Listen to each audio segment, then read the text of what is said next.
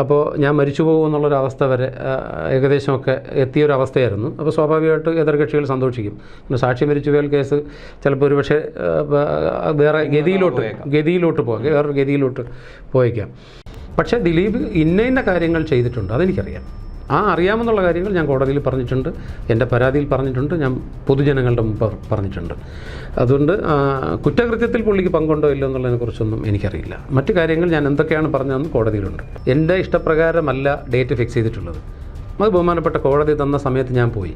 ആ സമയത്ത് എനിക്കുണ്ടായ അനുഭവങ്ങൾ ഞാനത് വളരെ ലേറ്റാവാതെ തുറന്നു പറഞ്ഞു എന്നുള്ളതേ ഉള്ളൂ. ആ സമയത്ത് അദ്ദേഹത്തോട് പടം റിലീസ് ചെയ്യാൻ ഞാൻ പറഞ്ഞിട്ടില്ലല്ലോ. ആ ദിവസം ദിലീപ് തിരുവനന്തപുരത്ത് ക്യാമ്പ് ചെയ്യുകയുണ്ടായി. എന്നെ വിസ്തരിക്കുന്നതിൻ്റെ അന്ന് രാവിലെ തിരുവനന്തപുരത്ത് ദിലീപ് എത്തുകയും അതിൻ്റെ അടിസ്ഥാനത്തിൽ 2-3 പേര് കോടതി കോമ്പൗണ്ടിൽ വരികയും എന്നെ വാൺ ചെയ്യുകയും ഒക്കെ ചെയ്തത് ഞാൻ കോടതിയെ ബോധ്യപ്പെടുത്തിയിട്ടുണ്ട്. അത് പലർക്കും അറിയാതെ പോകുന്നതാണ്. ജീവൻ നഷ്ടപ്പെടുമെന്ന് കാണുമ്പോൾ ഭയപ്പെടാതെയുള്ളത്? ഞാനൊരു സാധാരണ മനുഷ്യനാണ്, എനിക്കുകൊണ്ട് ഭയം. ബലേന്ദ്രകുമാർ, എന്താണ് ഈ വിഷയത്തിൽ ആരാണ് ശരിക്കും ഈ കേസ് ഇങ്ങനെ നീട്ടിക്കൊണ്ടു പോകുന്നത്? എൻ്റെ അനുഭവത്തിൽ നിന്ന് അല്ലെങ്കിൽ എൻ്റെ അറിവിൽ നിന്ന് ഞാൻ മനസ്സിലാക്കിയൊരു കാര്യം, ഇത് പ്രതിഭാഗം, അത് ദിലീപ് മാത്രമാണോ അതോ മറ്റുള്ള പ്രതികൾക്ക് കൂടെ അതിൽ പങ്കുണ്ടോ എന്നുള്ളത് എനിക്കറിയില്ല. പ്രതിഭാഗമാണ് ഈ കേസ് വലിച്ചു നീട്ടിക്കൊണ്ടു പോകുന്നത്. അർത്ഥമില്ലാത്ത കാര്യങ്ങൾ കൂട്ടിയിണക്കി പല ഹർജികളും, എനിക്ക് തോന്നുന്നു ഒരു 75-ലധികം ഹർജികൾ പല കോടതികളിലായിട്ട് ദിലീപിൻ്റെ ഭാഗത്തു നിന്ന് തന്നെ ഫയൽ ചെയ്യപ്പെട്ടിട്ടുണ്ട്. അപ്പോൾ ഈ ഹർജികളിൽ തീർപ്പ് കൽപ്പിക്കാനുള്ളൊരു സമയം സ്വാഭാവികമായിട്ട് വേണമല്ലോ. അങ്ങനെ നിരന്തരം ഹർജികൾ കൊടുക്കുക, പലതരത്തിലും ഇത് നീട്ടിക്കൊണ്ടു പോകാനുള്ള തന്ത്രങ്ങൾ മെനയുക, എന്നിട്ട് അതെല്ലാം പ്രോസിക്യൂഷൻ്റെ തലയ്ക്കോ അല്ലെങ്കിൽ ഈ കേസിൽ ഭാഗമായിരിക്കുന്ന എന്നെപ്പോലുള്ള ആളുകളുടെ തലയ്ക്കോ ഒക്കെ വയ്ക്കുക എന്നുള്ളത്, അങ്ങനെ ഒരു കലാപരിപാടി കഴിഞ്ഞ കുറേ നാളുകൾ കൊണ്ട് നമ്മൾ കാണുന്നതാണ്. ഇപ്പം നിലവിൽ താങ്കൾ തന്നെ പറയുന്ന ഒരു കാര്യം, തന്നെ കൊല്ലാനുള്ളൊരു ശ്രമം അല്ലെങ്കിൽ തനിക്കെതിരെയുള്ളൊരു വധഭീഷണി അത് പല രീതിയിൽ തന്നെ ഇപ്പോൾ ഉണ്ടാകുന്നുണ്ട്. ഏത് വിധേനയും ഇല്ലാതാക്കുക എന്നൊരു നീക്കം തന്നെയാണ് ഇതിനിടയിൽ നടക്കുന്നത്. തീർച്ചയായിട്ടും.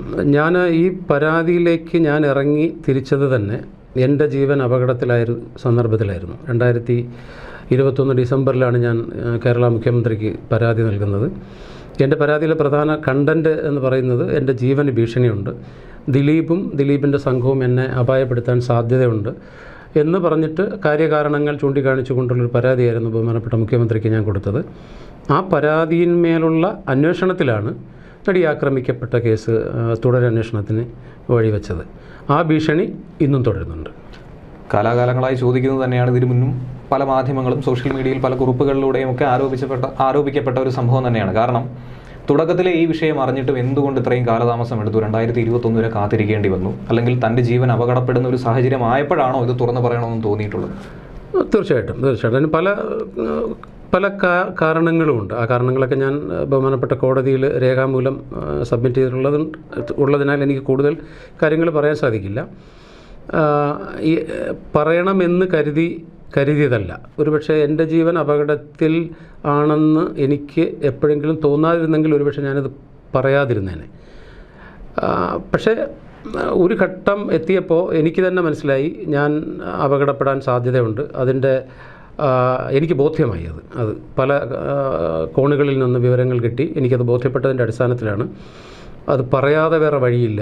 പറയാതിരുന്നാൽ ഞാൻ ഒരുപക്ഷെ എന്തെങ്കിലും എനിക്കൊരു അപകടം സംഭവിച്ചാൽ ലോകം പോലും അറിയാതെ പോകും ഈ വിഷയം. അതുകൊണ്ട് തന്നെ അത് പറഞ്ഞേക്കാം എന്നുള്ളൊരു ധൈര്യം സംഭരിക്കുകയും അതിൻ്റെ അടിസ്ഥാനത്തിലാണ് ഞാൻ മുന്നോട്ട് വന്ന് പറയുകയും ചെയ്തത്. ഒരുപക്ഷെ അതിന് കാലതാമസം എടുത്തേക്കാം. കാലതാമസം എടുത്തതിന് പല കാരണങ്ങളുണ്ട്. ഞാൻ നേരത്തെ തന്നെ മാസങ്ങൾക്ക് മുമ്പ് പറഞ്ഞ മറുപടി തന്നെയാണ്. എല്ലാവരും അവരവരുടെ കുടുംബം, കുട്ടികൾ, അവരുടെ പ്രൊഫഷൻ ഒക്കെ എല്ലാവരും നോക്കും. അപ്പോൾ ഞാനും സ്വാഭാവികമായിട്ട് സെൽഫിഷായി. എൻ്റെ കാര്യത്തിൽ എനിക്ക് എന്തെങ്കിലും സംഭവിച്ചാലോ അല്ലെങ്കിൽ ഇൻഡസ്ട്രിയിൽ എനിക്ക് എന്തെങ്കിലുമൊക്കെ പ്രശ്നങ്ങളുണ്ടായാലോ എന്ന് വിചാരിച്ച് ഭയം കൊണ്ട് ഒളിഞ്ഞിരുന്നൊരു കാലഘട്ടമായിരുന്നു അത്. പക്ഷേ ഒരു ഘട്ടം കഴിഞ്ഞപ്പോൾ നമ്മൾ ഒളിച്ചിരുന്നിട്ട് കാര്യമില്ല, അത് പറയാതെ വേറെ മാർഗമില്ല എന്നുള്ള ആ ഒരു അവസ്ഥ സംജാതമായപ്പോഴാണ് അത് പറയാൻ തീരുമാനിച്ചത്. ഇപ്പോൾ നിലവിൽ കഴിഞ്ഞ ദിവസം ഉണ്ടായ പരാമർശം അത് തന്നെയാണ് അദ്ദേഹത്തെ ഏറ്റവും അധികം സംശയത്തിൻ്റെ മുൾമുനയിൽ ഈ സാഹചര്യത്തിൽ നിർത്തുന്നത്. കാരണം കേസുമായി ഏത് അറ്റം വരെയും പോകുമെന്നൊരു പ്രസ്താവന ഇടയ്ക്ക് ദിലീപുമായി ബന്ധപ്പെട്ട വൃത്തങ്ങൾ സൂചിപ്പിച്ചിരുന്നു. എന്ത് നിയമ നടപടി വന്നാലും അതിനെ നേരിടാമെന്ന് പറഞ്ഞിരുന്നു. പക്ഷേ ഇനി ഈ ഹാഷ് വാല്യൂവുമായി ബന്ധപ്പെട്ട് കൂടുതലൊരു അന്വേഷണം നടത്താതെ കേസ് ഇങ്ങനെ അനന്തമായിട്ട് നീട്ടിക്കൊണ്ട് പോകാതെ വളരെ വേഗത്തിൽ പൂർത്തീകരിക്കണമെന്നാണ് അദ്ദേഹം പറഞ്ഞിരിക്കുന്നത്. അദ്ദേഹം പറഞ്ഞതിനുള്ളിൽ കേസ് പൂർത്തീകരിക്കണമെന്നാണോ അതോ വീണ്ടും പരിശോധന നടക്കുമ്പോൾ മറ്റെന്തെങ്കിലും സംഭവിക്കുമെന്നുള്ളൊരു ഭയമാണോ? രണ്ടാമത് പറഞ്ഞതായിരിക്കും അതിൻ്റെ ഒരു സത്യാവസ്ഥ. കാരണം എന്തെങ്കിലും അന്വേഷണം നടന്നാൽ അതിലൊരു പക്ഷേ തന്നെ ബാധിക്കുമോ എന്നുള്ളൊരു ഭയം കൊണ്ട് തന്നെയാണ് അങ്ങനെ പറയുന്നത്. ഇപ്പോൾ കോടതി തന്നെ ഇന്നലെ പരാമർശം നടത്തിയത് നമ്മളെല്ലാം കേട്ടു, മാധ്യമങ്ങളിലൂടെ നമ്മളെല്ലാം കേട്ടതാണ്. ഇപ്പോൾ തനിക്കതിൽ പങ്കില്ലെങ്കിൽ പിന്നെ താനെന്തിനാണ് വിഷമിക്കുന്നത് അല്ലേ? എത്രയോ പേര് കേരളത്തിലുണ്ട്, അവർക്ക് ആർക്കും വിഷമമില്ല. അത് ഹാഷ് വാല്യൂ മാറിയതിനെക്കുറിച്ച് കോടതി അന്വേഷിക്കുകയോ പോലീസ് അന്വേഷിക്കുകയോ എന്തായിക്കൊണ്ട് പോട്ടെ, തനിക്കതിൽ പങ്കില്ലെങ്കിൽ ആ വിഷയത്തിൽ താനെന്തിന് ബോധേടാവണം? അപ്പോൾ അങ്ങനെ ആവശ്യത്തിൽ കൂടുതൽ എന്തിന് പുള്ളി ഉത്കണ്ഠപ്പെടുന്നു എന്നുള്ളത് കോടതി തന്നെ ഇന്നലെ ചോദിക്കുകയുണ്ടായി. അപ്പോൾ അത് ജനങ്ങൾക്കത് സംശയത്തിന് ഒരുപാട് വഴിവെക്കുന്ന ചില ഘടകങ്ങളാണ്. ഇപ്പോൾ അദ്ദേഹത്തിൻ്റെ മുൻ ഭാര്യ മഞ്ജു വാര്യരെ വിസ്തരിക്കുന്നതിനെക്കുറിച്ച് തന്നെ പ്രോസിക്യൂഷൻ നടപടികൾ സ്റ്റാർട്ട് ചെയ്തപ്പോൾ പുള്ളി പറഞ്ഞു മഞ്ജു വാര്യരെ വിസ്തരിക്കാൻ പാടില്ല. മഞ്ജു വാര്യരെ വിസ്തരിക്കണോ വേണ്ടയോ എന്ന് തീരുമാനിക്കേണ്ടത് കോടതിയും അല്ലെങ്കിൽ പ്രോസിക്യൂഷനൊക്കെയാണ്. അത് തീരുമാനിക്കുന്നത് ഒരു പ്രതിയല്ല എന്നൊന്ന് സുപ്രീം കോടതി പറഞ്ഞു. ഒരു പ്രതിയുടെ തീരുമാനത്തിനനുസരിച്ചല്ല കോടതി ഇരിക്കുന്നത്. അപ്പം മഞ്ജു വാര്യരെ വിസ്തരിച്ചാൽ കുറ്റം ചെയ്തിട്ടില്ലെങ്കിൽ പിന്നെ അദ്ദേഹത്തിന് എന്തിന് ഭയപ്പെടാനിരിക്കുന്നു? അപ്പോൾ ഇങ്ങനെ ഏത് മേഖലയിൽ നമ്മൾ അദ്ദേഹത്തിൻ്റെ പ്രവൃത്തികൾ നമ്മൾ ഒബ്സർവ് ചെയ്താലും നമുക്ക് മനസ്സിലാവും അതിൻ്റെ പിന്നിൽ അദ്ദേഹത്തിനൊരു ഭയമുണ്ട്. തെറ്റ് ചെയ്യാത്ത ആരെയും ഇവിടെ ആരും മനഃപൂർവ്വം അങ്ങനെ ജയിലിലാക്കില്ല, അങ്ങനെ അയാൾ കുറ്റവാളിയായി മാറില്ല. കാരണം ഇവിടുത്തെ ഒരു നിയമ സംവിധാനം മറ്റ് രാജ്യത്തിൻ്റെ മറ്റ് സ്റ്റേറ്റുകളിലുള്ളതുപോലെയൊന്നുമല്ല. കേരളത്തിൽ അങ്ങനെ കുറ്റം ചെയ്യാത്ത ഒരാളൊന്നും അങ്ങനെ ശിക്ഷ അനുഭവിച്ചായിട്ട് ചരിത്രങ്ങളൊന്നും രേഖപ്പെടുത്തിയിട്ടില്ല. അതുകൊണ്ട് കുറ്റം ചെയ്തിട്ടില്ലെങ്കിൽ നെഞ്ചി പിരിച്ച് നമുക്ക് നിൽക്കാം, നമ്മൾ കുറ്റം ചെയ്തിട്ടില്ല, നമ്മളാരും ഒന്നും ചെയ്യില്ല എന്ന്. കുറ്റം ഈ എന്തോ ഒരു പഴഞ്ചൊല്ലുണ്ടോ, ഈ മടിയിൽ കനവുള്ളവനാണ് വഴിയിൽ ഭയക്കേണ്ടത് എന്ന് പറഞ്ഞതുപോലെ നമ്മുടെ മടിയിൽ കനവില്ലെങ്കിൽ പിന്നെ നമ്മളെന്തിനു ഭയപ്പെടണം? ഭയപ്പാടിൻ്റെ കാര്യം പറഞ്ഞതുപോലെ നമ്മുടെ ദിലീപ് ഇത്രയധികം ഭയക്കുന്നു, അല്ലെങ്കിൽ ദിലീപ് പല കാര്യങ്ങളെ ഭയക്കുന്നു എന്ന് താങ്കൾ പറയുന്നു. ബാലേന്ദ്രകുമാർ എന്തിനൊക്കെയാണ് ഭയക്കുന്നത്? എനിക്ക് ആകെയുള്ളൊരു ഭയം എന്ന് പറയുന്നത് എൻ്റെ ജീവൻ്റെ ഭയം മാത്രമാണ്. അല്ലാതെ എനിക്ക് നഷ്ടപ്പെടാൻ പ്രത്യേകിച്ച് ഒന്നുമില്ല. അതുകൊണ്ട് തന്നെ നഷ്ടപ്പെടാനുള്ളവർക്കാണല്ലോ ഭയപ്പാട് കൂടുതൽ വരുന്നത്. എനിക്കാകെ നഷ്ടപ്പെടാനുള്ള എൻ്റെ ജീവൻ മാത്രമാണ്. അപ്പോൾ എൻ്റെ ജീവന് അപകടം വരും എന്നുള്ളൊരു ഭയം എനിക്കുണ്ടായതിൻ്റെ അടിസ്ഥാനത്തിലാണ് ഈ കേസുണ്ടായതും. ആ ഭയം ഇപ്പോഴും നിലനിൽക്കുന്നുണ്ട്. ഇപ്പോൾ തന്നെ തിരുവനന്തപുരത്ത് വീഡിയോ കോൺഫറൻസ് വഴിയാണ് എന്നെ വിസ്തരിച്ചത് പകുതിയിലധികം. ആ വീഡിയോ കോൺഫറൻസ് സ്റ്റാർട്ട് ചെയ്യുന്നതിൻ്റെ അന്ന് ദിലീപിൻ്റെ ആൾക്കാർ തിരുവനന്തപുരത്ത് കോടതി വളപ്പിൽ നിന്നുകൊണ്ട് എന്നെ വാൺ ചെയ്തിങ്ങനെ വിട്ടു. ഞാനത് അന്നേ ദിവസം തന്നെ ഞാൻ ബഹുമാനപ്പെട്ട കോടതിയിൽ ബോധ്യപ്പെടുത്തുകയുണ്ടായി. കോടതി അന്നേരം തന്നെ എനിക്ക് പോലീസ് പ്രൊട്ടക്ഷൻ അവിടെ വെച്ച് അനുവദിക്കുകയുണ്ടായി. ഇതൊന്നും പുറത്ത് മാധ്യമങ്ങളിലൊന്നും വരാത്ത വാർത്തകളാണ്.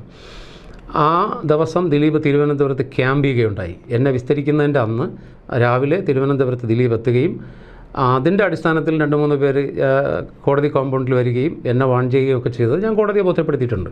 അത് പലർക്കും അറിയാതെ പോകുന്നതാണ്. ആരാ ജീവൻ നഷ്ടപ്പെടുമെന്ന് കാണുമ്പോൾ ആരാ ഭയപ്പെടാതെയുള്ളത്? ഞാനൊരു സാധാരണ മനുഷ്യനാണ്, എനിക്കുകൊണ്ട് ഭയം. ഏതെല്ലാം തരത്തിലാണ് താങ്കൾ ഇപ്പോൾ ഒരു അനുഭവം പറഞ്ഞു? ഇതുപോലെ താങ്കൾക്ക് ഓർത്തെടുത്ത് പറയാൻ കഴിയുന്ന അനുഭവങ്ങൾ എന്തെങ്കിലും ഉണ്ടോ? ഇത്തരത്തിൽ വധഭീഷണിയോ അല്ലെങ്കിൽ കൊല്ലാനുള്ള ഒരു സാധ്യതയോ ഒക്കെ ഉണ്ടായി തന്നതായിട്ടുള്ള? ഉണ്ട് ഭീഷണി. പക്ഷേ ഞാൻ കോടതിയിൽ പറഞ്ഞിട്ടുള്ള കാര്യങ്ങളായതിനാൽ എനിക്കത് മാധ്യമങ്ങളിലൂടെ പറയാൻ ബുദ്ധിമുട്ടുണ്ട്. കോടതിയിൽ പറഞ്ഞ കാര്യങ്ങളായതിനാൽ എനിക്ക് നിയമപരമായി അതെ ഒരു ബുദ്ധിമുട്ട്. താങ്കൾ പറഞ്ഞു വിചാരണയ്ക്കായി പല രീതിയിൽ താങ്കൾ വീഡിയോ കോൺഫറൻസിംഗ് വഴി ആദ്യം കോടതിയിൽ നേരിട്ട് ഹാജരായിട്ടുണ്ടായിരുന്നു. ഇപ്പം നിലവിൽ എങ്ങനെയാണ്? വീഡിയോ കോൺഫറൻസിംഗ് തന്നെയാണോ അതോ നേരിട്ട് ഹാജരാണോ? എൻ്റെ വിചാരണ ഇപ്പോൾ കഴിഞ്ഞ 15-ാം തീയതി എൻ്റെ വിചാരണ പൂർത്തീകരിച്ചിരുന്നു. തുടക്കത്തിൽ 2022 നവംബറിൽ വിചാരണ തുടങ്ങിയതാണ്. കഴിഞ്ഞ വർഷം നവംബർ 23-ാം തീയതിയായിരുന്നു എറണാകുളം പ്രിൻസിപ്പൽ സെഷൻസ് കോർട്ടിലായിരുന്നു വിചാരണ സ്റ്റാർട്ട് ചെയ്തത്. എൻ്റെ ഫിസിക്കൽ പ്രസൻസ് തന്നെ ഉണ്ടായിരുന്നു തുടക്കത്തിൽ കുറച്ച് ദിവസങ്ങളിൽ. അപ്പോൾ ആ സമയത്താണ് ഞാൻ അസുഖബാധിതനാകുന്നത്. അപ്പോൾ അങ്ങനെ കോടതിയുടെ പെർമിഷനോട് കൂടിയാണ് ഞാൻ ചികിത്സാർത്ഥം ഞാൻ തിരുവനന്തപുരത്തേക്ക് വരുന്നത്. പക്ഷേ അൺഫോർച്ചുനേറ്റ്ലി അൺഎക്സ്പെക്റ്റഡായിട്ട് വളരെ സീരിയസ് ആയിട്ടുള്ളൊരു അസുഖത്തിലോട്ടാണ് പോയത്. 2 സർജറികൾ മീറ്റ് ചെയ്തു. അത് കഴിഞ്ഞ് കിഡ്നി ഫെയിലുവറായി, 2 കിഡ്നികളും ഫെയിലുവറായി. അപ്പോൾ അതിൻ്റെ ട്രീറ്റ്മെൻറ്റിലിരിക്കുന്ന സമയത്ത് വിചാരണ നടപടികൾ നിന്നു. അപ്പോൾ ഡയാലിസിസ് ചെയ്യുമല്ലേ? അതെ, നിലവിൽ ആഴ്ചയിൽ 2 3 ഡയാലിസിസിലോട്ട് പോയിക്കൊണ്ടിരിക്കുകയാണ് ഇപ്പോൾ. അപ്പോൾ അങ്ങനെ ആ സമയത്ത് അങ്ങനെ ട്രീറ്റ്മെൻറ്റുമായിട്ട് ബന്ധപ്പെട്ട് നിൽക്കുന്ന സമയത്ത് ഇനി എങ്ങനെ വിചാരണ മുന്നോട്ട് പോകുമെന്നുള്ളൊരു കൺഫ്യൂഷൻ ഉണ്ടായിരുന്നു. അപ്പോൾ ഞാൻ മരിച്ചു പോകുമെന്നുള്ളൊരവസ്ഥ വരെ ഏകദേശമൊക്കെ എത്തിയൊരവസ്ഥയായിരുന്നു. അപ്പോൾ സ്വാഭാവികമായിട്ട് എതിർകക്ഷികൾ സന്തോഷിക്കും. പിന്നെ സാക്ഷി മരിച്ചു പോയാൽ കേസ് ചിലപ്പോൾ ഒരു പക്ഷേ വേറെ ഗതിയിലോട്ട് പോകാം, വേറൊരു ഗതിയിലോട്ട് പോയേക്കാം. അപ്പോൾ അങ്ങനെ ഇരിക്കുന്ന സമയത്താണ് എനിക്ക് ആദ്യം കഴുത്തിലൂടെയായിരുന്നു ഡയാലിസിസ് നടന്നുകൊണ്ടിരുന്നത്. അപ്പോൾ ഒരു 3 മാസത്തേക്ക് ഒരു കാരണവശാലും ചെറിയ ട്രാവലിംഗ് അനുവദിക്കില്ല എന്ന് ഡോക്ടേഴ്സ് പറഞ്ഞു. പിന്നെ ആൾക്കൂട്ടത്തിൽ പോകാൻ പാടില്ല, പൊടിപടലങ്ങൾ ഉള്ള സ്ഥലങ്ങളിൽ പോകാൻ പാടില്ല. അപ്പോൾ അങ്ങനെ നിയന്ത്രണങ്ങൾ ഉണ്ടായിരുന്നതുകൊണ്ട് എനിക്ക് വീഡിയോ കോൺഫറൻസ് പ്രത്യേകിച്ച് അനുമതി കോടതി തരികയുണ്ടായി. അങ്ങനെ തിരുവനന്തപുരത്ത് ജില്ലാ കോടതി വളപ്പിലുള്ള ഉപയോഗശൂന്യമായി കിടന്ന ഒരു കോടതി ആയിരുന്നു വീഡിയോ കോൺഫറൻസിന് വേണ്ടി എനിക്ക് അനുവദിച്ചത്. ഇതിനിടയിൽ കേട്ട ഒരു കാര്യം എന്ന് പറയുന്നത് താങ്കളൊരു സാക്ഷി മാത്രമാണ് ഈ കേസ്. താങ്കളെ എത്ര തവണ വിചാരണ ചെയ്തിട്ടുണ്ട്? എന്നെ പ്രതിഭാഗം 37 ദിവസം വിചാരണ നടത്തി. അങ്ങനൊരു സംഭവം കേരളത്തിൽ ഇതിനു മുമ്പ് ഉണ്ടായിട്ടുണ്ടോ? ഉണ്ടായിട്ടില്ല എന്നുള്ളതാണ് എനിക്ക് നിയമം അറിയാമെന്നുള്ള പലരും എന്നോട് പറഞ്ഞിട്ടുള്ളത്. പല വമ്പൻ കേസുകളിലും 19-20 ദിവസത്തിൽ കൂടുതലൊരു സാക്ഷി വിസ്തരിച്ച ചരിത്രമില്ല എന്നുള്ളതാണ് അറിയാൻ കഴിഞ്ഞത്. വേറെ എവിടെയെങ്കിലും ഉണ്ടോ എന്നുള്ളതും അറിയില്ല. എന്നെ 37 ദിവസം വിചാരണ നടത്തി. 40 ദിവസം മൊത്തം കോടതിയിൽ ഞാൻ ഹാജരായിരുന്നു. അതിൽ 3 ദിവസം പ്രോസിക്യൂഷൻ്റെ ആയിരുന്നു. ബാക്കി 37 ദിവസവും എതിർഭാഗത്തിൻ്റെ ക്രോസിംഗ് ആയിരുന്നു. രാവിലെ തുടങ്ങുന്ന വിചാരണ രാത്രി 8:30 മണി വരെ 8:35 വരെ നീണ്ട ദിവസങ്ങളുണ്ടായിട്ടുണ്ട്, വിചാരണ മാത്രം. അത് കഴിഞ്ഞ് പിന്നെ കോടതി നടപടികൾ എല്ലാം തീർത്ത് ഞാൻ പുറത്തിറങ്ങുമ്പോൾ രാത്രി 10 മണിയാവും. ഇതെല്ലാം ഈ ഡയാലിസിസ് നടന്നുകൊണ്ടിരുന്ന പീരീഡിലാണ്. ഈ പറയുന്ന സമയത്ത് താങ്കൾ ഡയാലിസിസ് ചെയ്തുകൊണ്ടിരിക്കുകയാണ്. ഇതിൽ എല്ലാ ചൊവ്വയും വെള്ളിയും ഞാൻ ഡയാലിസിസ് കഴിഞ്ഞിട്ടാണ് ഞാൻ കോടതിയിലെത്തുന്നത്. ഡയാലിസിസ് മുറിയിൽ നിന്ന് നേരെ കോർട്ട് റൂമിലേക്ക് എന്നുള്ള രീതിയിലാണ്. കാരണം വെളുപ്പിന് 4 മണിക്ക് ഡയാലിസിസിന് പോകും, 9 മണി 9:30 ആകുമ്പോൾ ഡയാലിസിസ് തീരും, 10 മണിയോടുകൂടി ഞാൻ കോർട്ടിലെത്തും. കോടതി നടപടികൾ സ്റ്റാർട്ട് ചെയ്ത് കഴിഞ്ഞാൽ വൈകുന്നേരം 6 മണി 7 മണി 8:30 മണിക്കൊക്കെ തീർന്ന ദിവസങ്ങളുണ്ട്. അതെല്ലാം ഡയാലിസിസ് ഉള്ള ദിവസങ്ങളിൽ ഞാൻ കോടതിയിൽ ഓൾമോസ്റ്റ് ദിവസങ്ങളിലും ഞാൻ കോടതിയിലുണ്ടായിരുന്നിട്ടുണ്ട്. അപ്പോൾ ഒരു മനുഷ്യൻ, ഒരു രോഗാവസ്ഥയിലായ ഒരു വ്യക്തി എന്ന നിലയിലുള്ള പരിഗണന ഈ വിചാരണ നടപടിയിൽ കിട്ടിയിട്ടില്ല, അല്ലെങ്കിൽ ആ വേളയിൽ കിട്ടിയിട്ടില്ല എന്നാണ് താങ്കൾ പറയുന്നത്? ഇല്ല, എനിക്ക് കിട്ടിയിട്ടില്ല. സാധാരണ ഒരു പനി ബാധിച്ച് വരുന്ന ഒരാൾ പോലും ക്ഷീണിതനാണെന്ന് കണ്ടാൽ ഒരുപക്ഷെ എതിർഭാഗം അഡ്വക്കേറ്റ്സൊക്കെ മാനുഷിക പരിഗണന നൽകുമെന്നൊക്കെയാണ് ഞാൻ കേട്ടിട്ടുള്ളത്. പക്ഷേ ഇവിടെ അങ്ങനെയൊന്നും ഉണ്ടായിട്ടില്ല. ഇവിടെ ഡയാലിസിസ് ചെയ്ത് കഴിഞ്ഞാൽ നമ്മൾ ഈ കയ്യിലൂടെ ചെയ്യുന്ന സമയത്ത്, കഴുത്തിലൂടെ ചെയ്യുന്ന സമയത്തായിരുന്നാൽ കഴുത്തിൽ കത്തീറ്റർ എന്നൊരു സാധനം ഫിറ്റ് ചെയ്തിരിക്കും. അപ്പം ഡയാലിസിസ് കഴിയുന്ന സമയത്ത് നമുക്ക് കണ്ടിന്യൂസ് ആയിട്ടുള്ള ചുമയുണ്ടാകും. അപ്പോൾ ഈ ചുമ സഹിക്കാൻ വയ്യാതെ, ഈ ചുമയത്താണ് ഉള്ള സമയത്താണ് നമ്മൾ വിചാരണയ്ക്ക് ഹാജരാകുന്നത്. അപ്പോൾ ചുമ സഹിക്കാൻ വയ്യാതെ ഇവിടുന്ന് ട്യൂബ് പൊട്ടി ബ്ലഡ് പുറത്ത് വന്നിട്ടുള്ള ദിവസങ്ങളുണ്ടായിട്ടുണ്ട്. കാരണം ഇത് ട്യൂബ് വിചാരണ നടക്കുന്ന സമയത്ത് തന്നെയാണ്. ഞാനത് കോടതിയിൽ പറഞ്ഞിട്ടുമുണ്ട്. എനിക്കത് സഹിക്കാൻ പറ്റാത്ത അവസ്ഥ വന്നപ്പോൾ ഞാൻ കോടതിയിൽ പറഞ്ഞ ദിവസങ്ങളുണ്ടായിട്ടുണ്ട്. അത് കഴിഞ്ഞിട്ട് കയ്യിലൂടെ ഡയാലിസിസ് സ്റ്റാർട്ട് ചെയ്ത സമയങ്ങളിൽ ഈ കയ്യിൽ ഡയാലിസിസ് കഴിഞ്ഞിട്ട് 2 ബാൻഡ് ചുറ്റിവിടും, ഈ വെയിൻ ബ്ലോക്ക് ചെയ്യാൻ വേണ്ടി. ഈ ബാൻഡ് കെട്ടിക്കഴിഞ്ഞാൽ ഒരു 3 മണിക്കൂർ കഴിയുമ്പോൾ കൈ മരവിക്കും മൊത്തം. അപ്പോൾ ആ ബാൻഡ് അഴിച്ചു മാറ്റണം. അതിന് മെഡിസിനുണ്ട്, മറ്റു മെഡിസിൻസ് കഴിക്കണം. അത് അഴിക്കാൻ പോലും സമയം തരാതെ എന്നെ കോടതിയിലിരുത്തിയിട്ടുണ്ട്. അത് അഴിച്ചു പോലും കളയാൻ സമ്മതിക്കാതെ ഒരു ദിവസം രാവിലെ 10 മണിക്ക് തുടങ്ങിയ സിറ്റിംഗ് 9:30 ഞാൻ ഡയാലിസിസ് കഴിഞ്ഞിട്ട് വെളുപ്പിന് 2:30 മണിക്ക് വീട്ടിൽ നിന്ന് ഇറങ്ങി 4 മണിക്ക് ഹോസ്പിറ്റലിൽ വന്ന് 4 മുതൽ ഡയാലിസിസ് സ്റ്റാർട്ട് ചെയ്ത് ഒരു 9:30 ഒക്കെ ആകുമ്പോൾ ഡയാലിസിസ് തീരും. പിന്നെ കിട്ടുന്ന ഒരു 10-15 മിനിറ്റ് കൊണ്ട് ഫുഡെല്ലാം കഴിച്ചിട്ട് കോടതിയിൽ 10 മണിക്ക് ഹാജരായി. 10 മണിക്ക് സിറ്റിങ്ങുള്ള ഒരു ദിവസമായിരുന്നു അന്ന് 10 മണി മുതൽ വൈകുന്നേരം 6 മണി വരെ ചെയറിൽ നിന്ന് എണീക്കാതെ നമുക്ക് സാധാരണ ഒറ്റയിരിപ്പാണ്. ആ ഒറ്റയിരിപ്പിൽ വൈകുന്നേരം 6-5 വരെ വിചാരണ നടത്തിയ ദിവസം ഉണ്ടായിട്ടുണ്ട്. വളരെ വേദനിപ്പിക്കുന്ന, മറക്കാൻ പറ്റാത്തൊരു ദിവസമാണെന്ന്. എനിക്ക് മെഡിസിൻ കഴിക്കണമായിരുന്നു, ടോയ്ലറ്റിൽ പോകണമായിരുന്നു. മാത്രമല്ല ഡയാലിസിസ് കഴിഞ്ഞ് വന്ന ഒരാളാണ്. അപ്പോൾ ചില ഇഞ്ചക്ഷൻസും ഒക്കെ എടുത്തിട്ടാണ് നമ്മൾ വരുന്നത്. അതിൻ്റെ സെഡേഷനൊക്കെ ഉണ്ട്. പക്ഷേ അതൊന്നും പരിഗണിക്കപ്പെട്ടില്ല. ഇവിടെ വേദന തോന്നുന്നുണ്ടോ? ഒരു വെളിപ്പെടുത്തൽ നടത്തി, പ്രത്യേകിച്ചും ഒരാൾക്ക് ഉപകാരം വരട്ടെ എന്ന രീതിയിൽ താങ്കളുടെ മനോഭാവത്തിൽ ഒരു വെളിപ്പെടുത്തൽ നടത്തി, ഒരു പ്രതി ശിക്ഷിക്കപ്പെടണമെന്ന് താങ്കൾ വിചാരിച്ചു. പക്ഷേ ഇപ്പോൾ ഏറ്റവും അധികം പീഡിപ്പിക്കപ്പെടുന്നത് താനാണോ എന്നൊരു തോന്നലുണ്ടായിട്ടുണ്ടോ? അതായത് 2 കാര്യങ്ങൾ തിരുത്തണം. ഒന്ന്, മറ്റൊരാളിന് ഉപകാരം വരട്ടെ എന്ന് കരുതി ഞാൻ വന്ന ആളല്ല. ആർക്കും ഇത് ഉപകാരം വരാൻ വേണ്ടി ഞാൻ അങ്ങനെ ആഗ്രഹിച്ചു വന്നതല്ല. ഞാൻ എൻ്റെ രക്ഷയെ കരുതി വന്ന ഒരാളാണ്. അത് മറ്റൊരാൾക്ക് അല്ലെങ്കിൽ മറ്റൊരാൾക്ക് നീതി കിട്ടുന്നുവെങ്കിൽ അല്ല, തീർച്ചയായിട്ടും അത് മറ്റൊരാൾക്ക് നീതി കിട്ടുന്നുവെങ്കിൽ എനിക്കത് സന്തോഷമേ ഉള്ളൂ എന്നാണ് ഞാൻ പറഞ്ഞത്. മറ്റൊരാൾക്ക് വേണ്ടി അയാൾക്ക് നീതി വാങ്ങിച്ച് കൊടുക്കണം എന്ന് പറഞ്ഞുകൊണ്ട് വന്ന ഒരാളല്ല. എൻ്റെ രക്ഷയ്ക്ക് വേണ്ടി ഞാൻ വന്ന ഒരാളാണ്. പിന്നെ ദിലീപ് ശിക്ഷിക്കപ്പെടണം എന്ന് പറഞ്ഞ് എനിക്കങ്ങനെ വാശിയുമില്ല. അങ്ങനെ വന്നൊരാളല്ല. ദിലീപ് കുറ്റം ചെയ്തിട്ടുണ്ടെങ്കിൽ ശിക്ഷിക്കപ്പെടാം. അത് തീരുമാനിക്കേണ്ടത് നമ്മളൊന്നുമല്ല. ദിലീപ് കുറ്റം ചെയ്തിട്ടുണ്ടോ അല്ലയോ എന്ന് തെളിയിക്കപ്പെടേണ്ടിയിരിക്കുന്നതാണ്. അത് ഞാനായിട്ട് പറയേണ്ടതില്ല. പക്ഷേ ദിലീപ് ഇന്ന കാര്യങ്ങൾ ചെയ്തിട്ടുണ്ട്, അതെനിക്കറിയാം. ആ അറിയാമെന്നുള്ള കാര്യങ്ങൾ ഞാൻ കോടതിയിൽ പറഞ്ഞിട്ടുണ്ട്, എൻ്റെ പരാതിയിൽ പറഞ്ഞിട്ടുണ്ട്, ഞാൻ പൊതുജനങ്ങളുടെ മുമ്പ് പറഞ്ഞിട്ടുണ്ട്. അതുകൊണ്ട് കുറ്റകൃത്യത്തിൽ പുള്ളിക്ക് പങ്കുണ്ടോ ഇല്ലോ എന്നുള്ളതിനെക്കുറിച്ചൊന്നും എനിക്കറിയില്ല. മറ്റു കാര്യങ്ങൾ ഞാൻ എന്തൊക്കെയാണ് പറഞ്ഞതെന്ന് കോടതിയിലുണ്ട്. ഇനി പ്രധാനമായും സോഷ്യൽ മീഡിയയിലും മറ്റും തുടക്കം മുതൽ തന്നെ താങ്കളെ അനുകൂലിക്കുന്നവരുണ്ട്, താങ്കളെ എതിർക്കുന്നവരുണ്ട്. ശരിയാണ്. അപ്പം വിമർശനങ്ങളെ കൂടി നമ്മൾ ഉൾക്കൊള്ളേണ്ടതുണ്ട്.